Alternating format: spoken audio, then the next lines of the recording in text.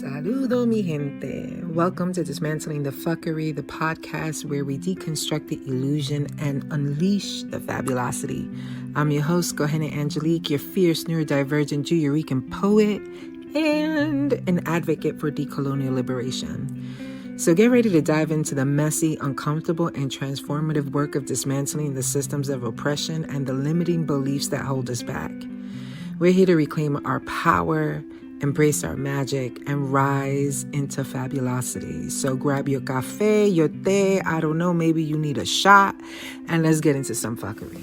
Saludo, mi gente. Oh, it's so good to be back. It's so good to be back. I was thinking about how good it feels to be in a space where I know that it is correct and right for me to have these spells of rest and kind of these places where I let myself be in the human experience of versus, futuristically thinking or or just being in the past, right? There's this piece around, and this came up for me with when my kids were, I think, like preteens, where I realized I was always behind the camera, never in the moment experiencing it, never seen in any of the pictures because I was always creating and capturing the moments. And so I feel like you have to at some point decide as a time tracker, as a timekeeper for your home or your own life in that way, decide that you're not going to prioritize the tracking, you're going to prioritize the living. You're going to prioritize having the experience of, because you could look at, and this is my own, panic for human behavior, psychology, and all of those things, right? Where I'm constantly in this dynamic of observing our humanity and our society and the patterns and how we're evolving and how things are changing, and then bring that back from that particular place to, let me just wash the dishes. Let me just, you know what I mean? Like, let me paint this. Let me write this. Let me say this, because we're here in the moment now. And I think that we would do well in our society to remember, to put that back together, right? Remember for ourselves what it means to actually be in the human experience and not entirely leave our bodies, because our bodies are important. The minute our fracture with Mother Earth is our fracture with our own bodies.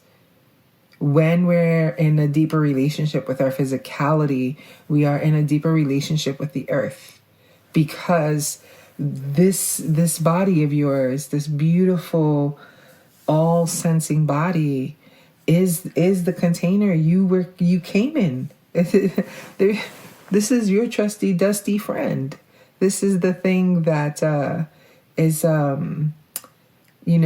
as sacred as a spirit, as sacred. It's just, it all is, right, in that way. And so I feel like there's this piece around, like, we with the internet and social media, there's this way where we've created, these paralives, all of that stuff. Like, we're like, just like, we are little cubes, right? And forget that inhabiting the experience, if you never document it, it still makes it a valid memory and a valid experience, right? If you never took a picture again of a location or a moment, those moments are still important. And the reason I say this is not so much primarily for like a social media perspective. I'm talking about folks who notice their lives and notice their communities, whose eyes are on the pulse, right? Because when your eyes on the pulse in that way, you're not running from yourself. You're not seeking outside of yourself in that container, right? You're not like, I'm going to capture the moment, but I'm not going to be in the moment. I'm going to schedule this. I'm going to do this, to be so purposed that there's no space for mystery. And I think that the further away from that we become, the further away from our own humanity we become, and then the further away from a world that can actually build relationships and build a collective that is deeply woven together, that's deeply bonded, right? So anyways, that was a whole thing. But so anyways, I say all of that to say the importance, we got to talk about this. We have to, talk about having agency in our consciousness, goddammit. Like, we can't, this is not just, float the fuck on through the matrix and, there are no rules, there's no boundaries. This is not what this is. That's not how we do this. You know what I'm saying? And so I feel like if we're not paying attention to this, we will miss it, right? We will miss it. Anyway, what I wanted to talk about, though, moving forward, it's my hope to continue to bounce off and unfold and unfurl the ideas and the hope and the experience of doing this work in the world in this way, right? And so I know that you've heard me refer to it here and there when I talk about, my mission as a priestess, right, is to be present for priestessing liberation, right? And that part of that includes healing the past. It includes empowering the present, right, and liberating the future. It includes the conversations around decolonizing, to become more fully ourselves, more fully rooted, more fully connected, right? And so there is this way that I want to talk about the language that I use and why I use it. And so, I don't know how many of these I'm going to do in terms of, unfolding, but we'll see what happens. And so I want to start with the idea of healing the past. This is the framework that I've used. It's interesting because I want to tell you that ever since I was a child, I was fascinated by history and fascinated by the stories of the past, fascinated by relational perspective to stories and families. Like, those things were so fascinating to me. And so for as long as I can remember, I knew that part of the framework of healing is to look to the past again. Now, for some, it's like, this is not rocket science. You know what I mean? Like, this conversation has existed forever, right? But for me, the experience has been how to actually not hold that theoretically, right? Just as it's like this theory of where I want to go, but how do I actually embody that? How do I live that in my bones and in my being? How do I look at myself as a person and say, where do I need to look at the past and bring healing to it, because it has become a blocked area. It has become a place of tenderness, a wound that festers and doesn't heal, right? Like, I have to be able to ask myself, in order, and here's the piece about this, because what's happening is that in order to give an account, right, in order to be responsible for my life, I have to treat my life with the same type of analysis I would take on any project or anything, right? I have to be able to objectively look at my life and go, what the fuck is happening right here? What is, where's this pattern coming from? Where's this thought coming from? What is its genesis? And so in order to have a future that's free, I must do the reckoning so that it doesn't pop up or it doesn't have power later, right? And that's how I see this as a framework ever since I was a kid.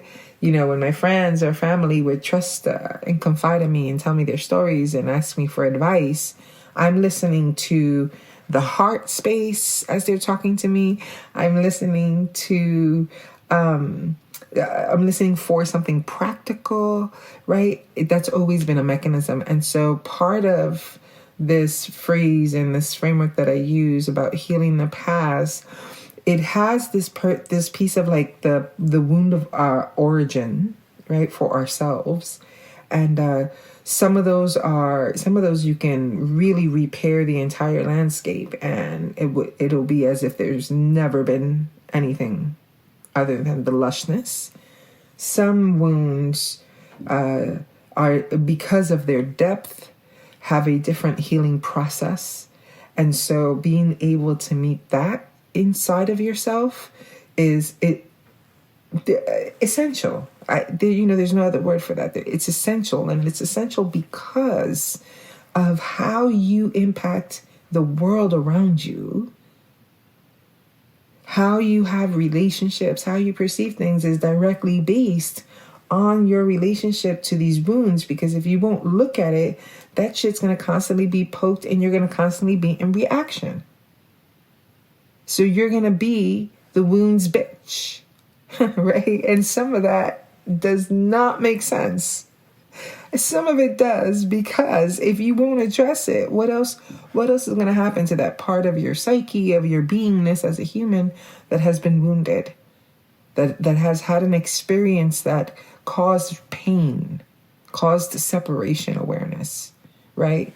And so there's that piece around like healing the past, because we have to look at these wounds, and the ones that we can really bring, beyond the state that existed before, we bring it back to an amazing, right? Like you're fine there. But there's some that don't work that way, and being able to see that and meet that so that you're not projecting it, so that you're not neglecting it and hoping that somebody else will come to rescue it, right?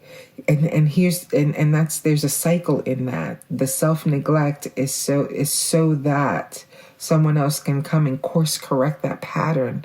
The problem with this is that while we are part of each other's healing, there is the boundary of agency in which you have to decide for yourself, because when you have decided, then you are able to show up for that with the gusto and the life force that it requires to accomplish it, because it's yours, you own it, right? Versus if you don't tend to those wounds, what tends to happen is you're seeking for people unconsciously to come and tend to the thing you're terrified of looking at because of what it means. All right. So there's that healing of the past in your life in a very like present way. The other aspect of healing the past is coming from the growing up. For me, there was this inherent longing for connection to my roots. And when I look at that now, I see how my mother had that same longing. And it's an unusual longing because we're generations of assimilated Boricuas, right? And so there's a part that just, it is what it is. It just is what it is. But I think there's also this component of some of us that there's a refusal to abandon something. There's a loyalty, a sense of duty, a sense of honor that becomes a moral imperative, right? That demands of you to connect to your ancestors, to connect to your roots of being, because there's something there for you. It's calling you. You keep on looking at a particular textile or a pattern or a craft, or right, you keep on looking at these things and something about them resonates with you at level 10,000, and you know that you have ethnic identity already, but it is not sufficient to have the assimilated and constructed version, right? The post quote unquote survival, right? That not that one, but the one that is connected to more power sources in energy than the perception that you've been given, right? And so for me, there's this piece that some of us are, and you can see it because some people don't care. And some people are like, we're trying to fucking excavate the fucking, what was this galaxy before we came here type of shit. What the fuck is that? It's a strange obsession to have, and yet here it is, so many. And so if you're the type of person who has this calling, this longing, it's like in your bones, it sits in your sacrum, like just out very low into your system, right, of being. And it sits there, and it feels it feels like home, and it feels like longing. It feels like ache, and it feels like contraction, because there's a yearning for something more, and something specific is calling your name. And so there's this piece where you begin to seek out to excavate in your own life and in your family's narrative, because you're looking for this thing that's calling you. And I would argue that that thing, it is a very earthy aspect, right? Like our inhabitation, our embodiment, right, is calling to us because of it, the assignment that lives within that particular lineage and that particular strain of DNA, whatever, however you want to perceive that, right? To me, when we're in touch with that medicine, when we've answered that call, when we've said, okay, ancestors, okay, great mother, I'm here, your child, how can I serve? I feel that that connection begins to transform the world as we know it, because the distinct medicine is what you bring. You become a deliverer of that thing, right? Where it's like you're a hybrid. You can never settle on just one way of being. You've had to taste of different things and different expressions, and even there you can't stay either or, but you alchemize constantly in order to evolve. And because you operate in that particular way, right, you are constantly in conversation with what is the substance of your being, because you are a physical representation of a series of, codex in the human genome. Like, how fucking crazy is that? How crazy that I was in my great-great-grandmother's, ovaries. What the fuck? Are you kidding me? And so, right, like if this is the case, if we're, and I really, for me, the orientation I tend to take around that is that, like, that's what it means to be children of the earth in ways, because children of the earth we are concerned with some of the timekeeping, the tracking of the stories and the patterns, there's no desire to transcend the mother as well. Our minds are already transcended, and they live in these beautiful inhabitations of bodies. In the sacred expression that it's so easy to get so fucking stuck on just like thinking that this is like a meat suit. This is not a meat suit. This is the finest orchestration of cells and matter around. It's bizarre, right? It's like, why would you think this is just something that you get to just whip around? It doesn't work like that in my mind, right? And so I'm like, there's this place where we're so hungry for being earthed, right? Like that's how I think of it, being earthed. We're like, wait a minute, what are you doing? Where are you going?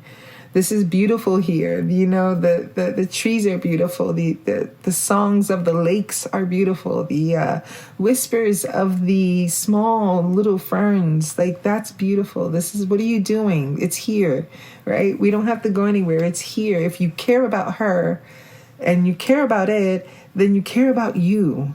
And if you care about you, then you care about the collective, because caring for the collective, it starts with caring for you. And that's the part that has gotten us so fucked up. And so how can I care for myself when I have the yearning that there's more inside of me that I'm trying to open up, and I don't tend to that, and I don't engage in that soul. I don't say, hey, what more is there here for us to explore?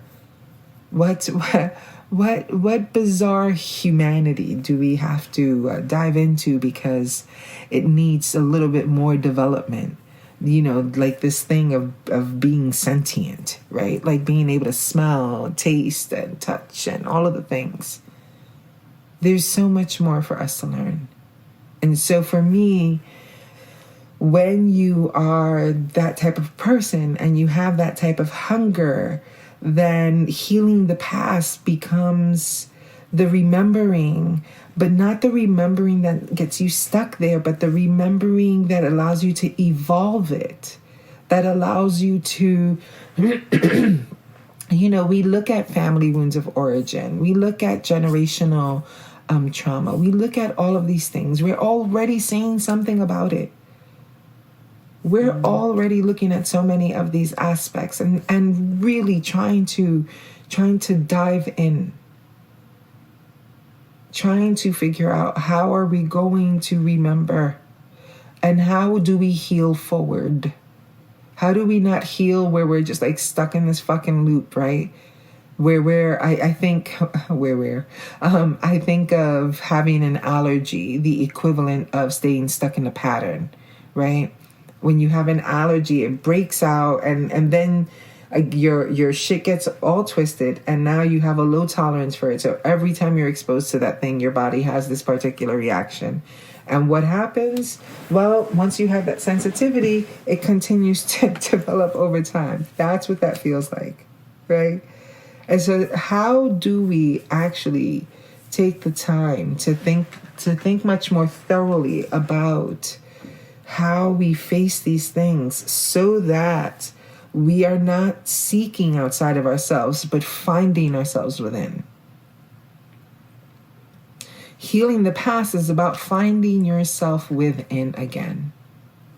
And this, again, could just be your spirit reincarnated, I don't know how many fucking times, whatever your cosmology is, right? Like whatever it is, here you are again. And for some reason or fucking another, there's this theme that runs through your family line. There are these themes that exist. And until someone doesn't fucking look back and say, what the fuck happened here? You know, like, course correction. Be like, what the fuck happened here?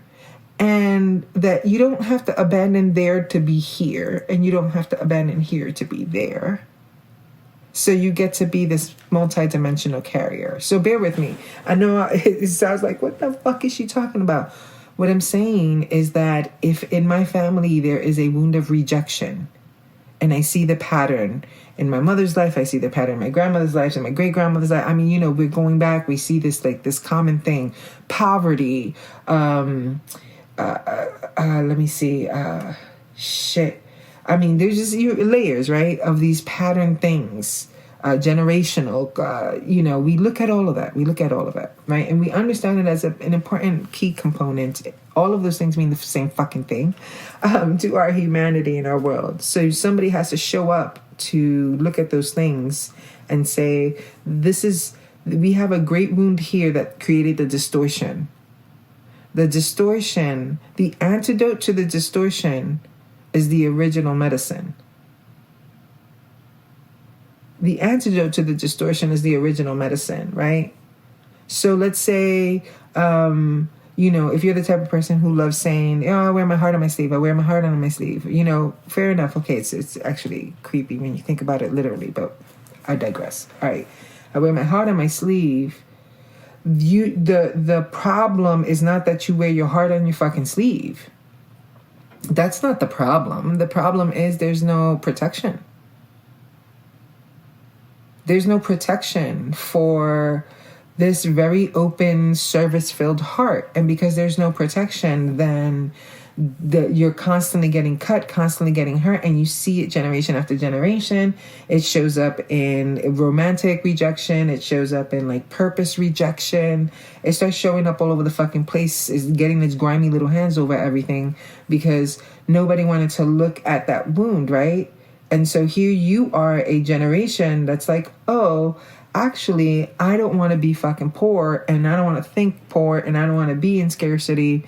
And then you think you invented new shit because you know and I know that this world, I don't know what is it with people that want to invent new shit, but you think you invented some new shit. Meanwhile, the cosmos, the all that is, has been trying to keep this one fucking theme consistent with us, and we drop the hat every time. We're like children, too busy, shiny objects and dumb shit, right?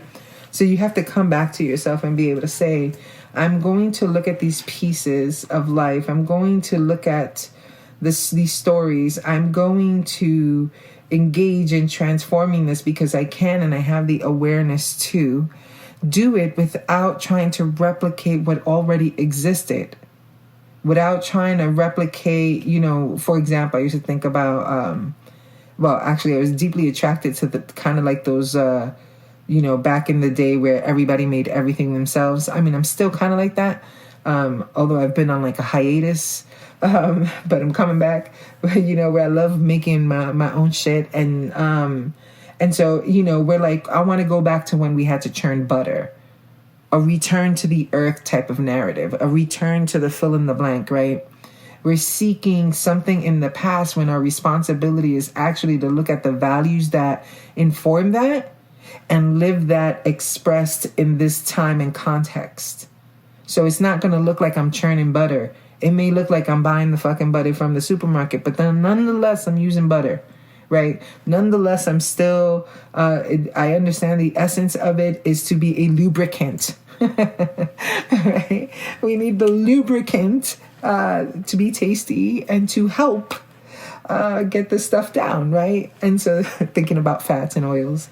And so, I think there's this piece around being able to confront our stories as lineage keepers, and I want to say this because I think that it's needed to be said, that in the diaspora, I think there's this, already having a wound of being a diaspora community. I think the other layer is that there is a longing to have the cohesion that our traditions and practices gave us as communities. Because I swear to you, every single time I see like a Haka, I see a Maori practice, or Maori, I may be saying that incorrectly, so bear with me, practice, I'm like in fucking tears. I'm in tears. I am in tears, and I'm not in tears like that's cutesy. I'm in tears because the fire is so familiar to my soul. The fire, that presence, that warrior energy is such a home frequency for me that seeing it expressed externally in a communal way is so hot to me. It is just so fucking hot, right?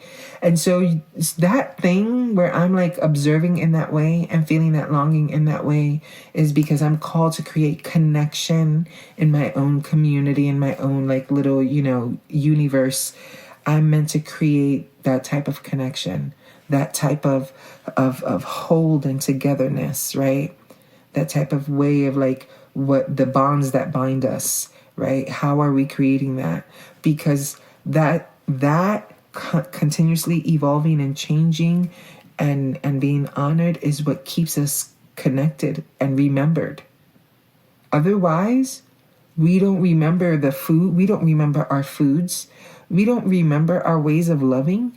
We don't remember our language. We don't remember our creativity. We don't remember so much of ourselves.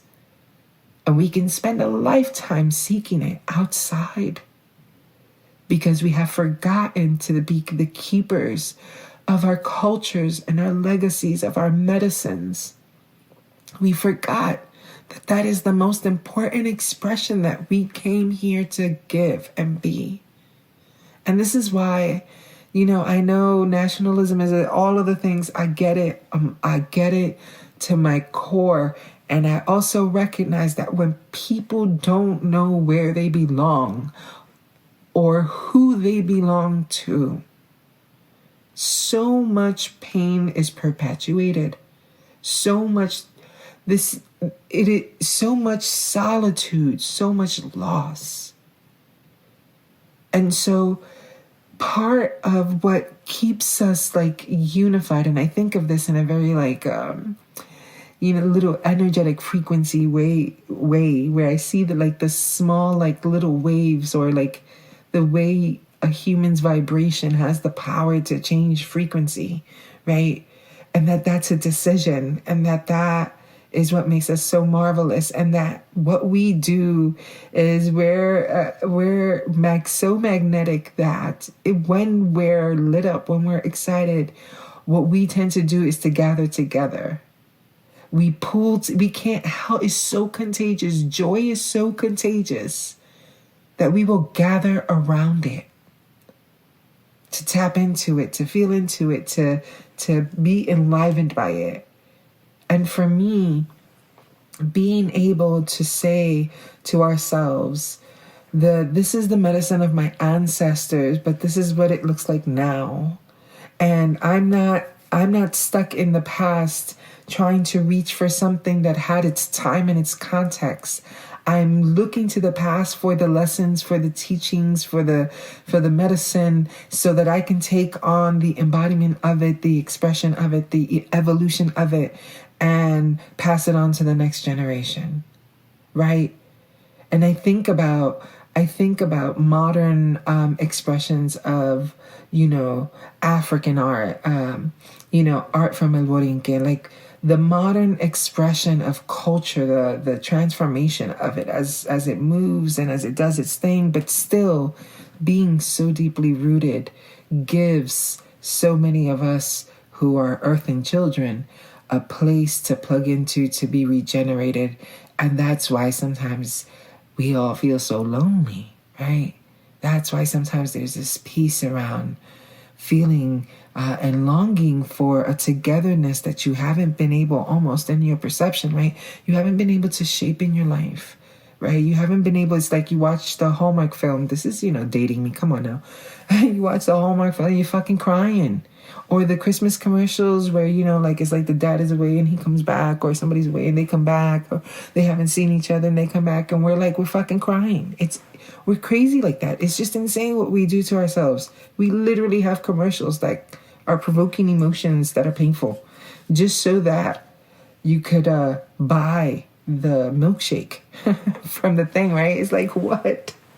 Anyway, this brilliance that we possess, this way that we're able to and feel called to turn an old practice of making those hats. Oh my gosh, I can't even palma hats, from the palm fronds, like those pieces. Anyways, whatever they call it, I need to get the language for it.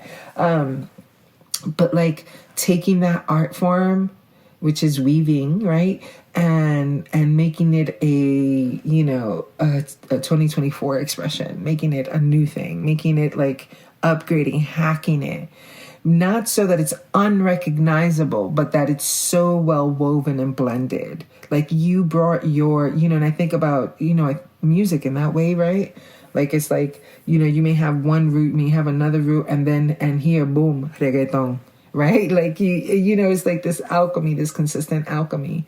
And because of that, I think that we become part of the thinking in this like very like collective type of spider web framework, right? Like that thing.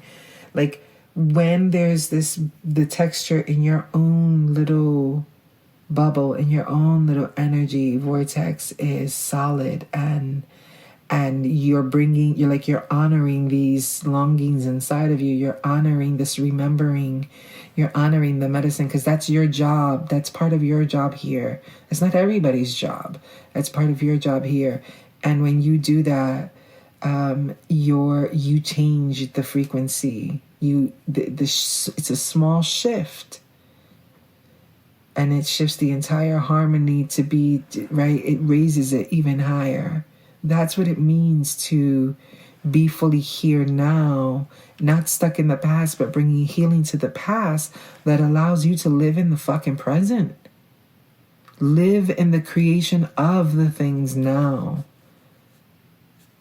Live in the creation, the active dynamic as a verb, right? In the creation of this unfolding life, this unfolding beauty, the medicine pouring out of you like ripples, right? It's like the way smoke moves when it's just dissipating, right? And becoming part of the greater fabric of our being, allowing that to happen for ourselves and just be like, oh, this is beautiful. This is what's up. This is what is. So I feel like for me, I can't take you any fucking where because you come into my world to remember, right? You feel a resonance with me because you're remembering you. You're seeing something that's saying to you, hey, hey, hey, remember me, right? And so I live in honor of that. I have such a high respect for that process. And I also know that if I cannot support you in looking to your past to bring healing to it actively, to be tending to that like a garden, if I said I had these plants that can be poisonous, you know I'm going to have a separate garden for them because I know what they're capable of. I know what can happen if I am not tending to this, if I am not addressing this wound of neglect or abandonment or whatever the thing is, if I'm not looking at this and actually walking with myself with it, it's going to continuously create disruptions and distortions. And then you have to fucking walk yourself home from bingers or bangers or whatever, right? Like you have to constantly, you wait until chaos in order to bring healing. You wait until it bubbles, boils over, and fucks up your whole joint before you ever decide that you're going to do something different and look at this thing and address this shit. And then you create from there and create from there and create from there. Healing is about being able to create a different energetic signature in time, in placement of time portal, right? An energetic signature sufficient that shifts it. That's what healing does. It's like, all right, here's this wound. The minute we bring healing to it, it changes and adjusts the frequency so that it's much more harmonic, much more in place, much more woven, right? So that it could do what it came to do, that thread can contribute its ultimate peace. This is why you can't be about your bullshit where you're looking at the small gestures as insignificant and taking them for granted. Small things like somebody saying thank you, small things like somebody smiling at you, small things like an opportunity to see somebody fully, small things like the person who brought you the cup or the person who brought you the fill in the blank. It matters. That matters, to be in gratitude, to be in notice and in presence with it. And so part of your thing is that you're here because there are pieces of that past that you need to come in and address. You need to bring compassion to. You need to know how to tend to that garden because it's going to take you a minute to really bring medicine to that. And you can't stop life. That's why you have to learn the art of tending because you can't stop life. Life is going to continue to move on. You can't stay frozen just healing the one thing. You can't do that. That doesn't make sense. You're stuck. That's stuckness. It has to be that it alchemizes as it moves on, continues to transform, and to align to the purity of the frequency that existed in origin, and now the one that has been changed by pain. Right? Like that's why you're healing. You have to come to the place so that you can bring what you came here to do. But you can't do that if you're not addressing it. And so finding yourself here is about doing some of that work, remembering who you are, remembering who your people are, showing up as a leader and showing up as a leader that is holding this practice and praxis and all the fucking P words in the universe, right, is holding it by every way you are, by every way you move. No matter what you touch, you'll always bring this element with you, right? And that is what starts to shift the whole shit. It fucking shifts everything, because your volume is up, is solid. That's just not like, flickery or wavy. And if your volume, your energy, right? Like if your energy is solid, you feel solid. If you feel solid, you show up solid. If you show up solid, and then, you create change and transformation in the world because you're solid and you can only give solidly. What a fucking concept. Crazy, isn't it? Isn't it crazy that one person's actions can change generations, can change the world now? I mean, here I am doing a podcast. I don't know if anybody listens to this, man. I don't know. I have no idea if anybody listens to this shit. But rest assured, I'm doing my job, showing up, bringing the frequency that is available to me, that resonates with a piece of you that's a piece of me. And that's the way we're going to heal the world now, and not just later and after we're gone. Now, man, what do you want to live? I want it now. This is bizarre, all this shit that we got going on, man, that we keep on thinking. Who told you there's tomorrow? It's weird. So I want it now, right? Like, I want that shit now. And that is why the framework and the piece here is about healing the past. This is the past that I'm speaking of, not the one that is about, making something idyllic so that you have something to connect to. But we're not connecting to shit because we don't actually experience it. We don't have the experience of it. Man, you're like you're touching something and you don't have the experience of it. You cannot know its texture. How do you create a frequency or replicate a frequency when you don't even know what it tastes like? This is why we gotta work on shit. That's why we gotta work on joy. We gotta work on our expression, our connection to the moments and the feelings and the sensations, because when we do that, when we're aligned with that, is when we're most powerful, when we're most transformative.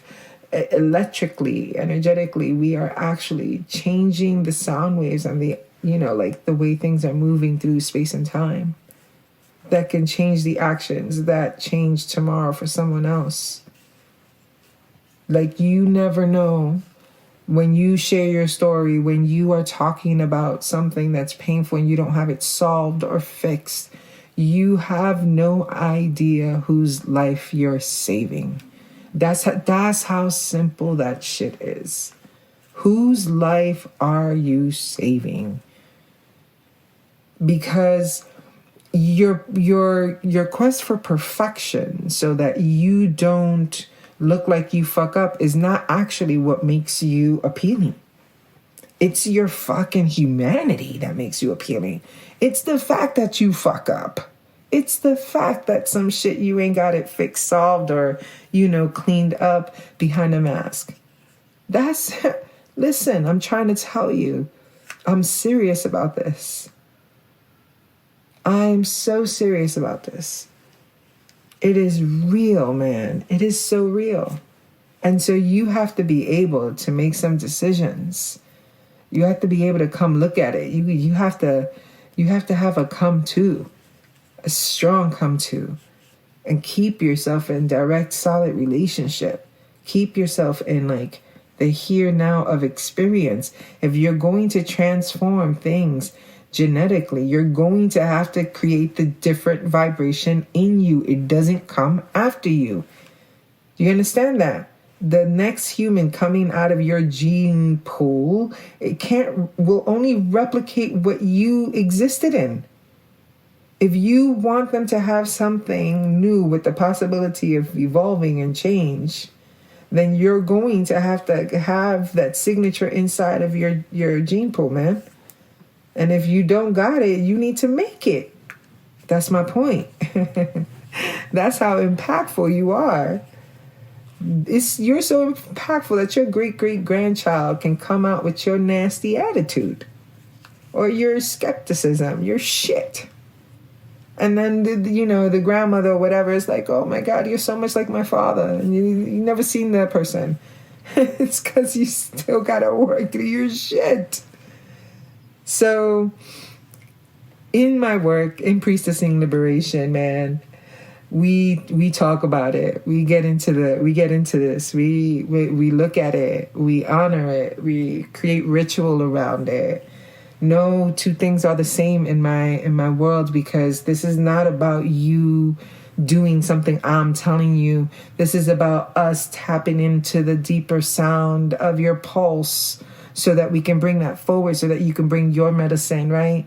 You could do what you came here, what your people came here to do, what your line contributes to our evolution, our healing, and our transformation. And so next, I'm going to do the embodying the present, and what that means for me when I work in my own life with it, when I'm, how I'm holding it when I teach, and when I'm looking at, life as a whole. What does embodying the now look like? And to me, I'll unfold this in the next one, but to me, it is a very intentional beaconing that is distinct, man. It is not, embodying the present is unique to each person. And we have, went cocoa for Cocoa Puffs with the bullshit around here, trying to force form.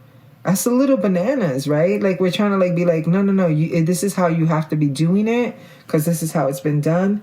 That's not how that works. People need to come and bring their expression. They need to be present with that, and be in their agency and sovereignty, in the now.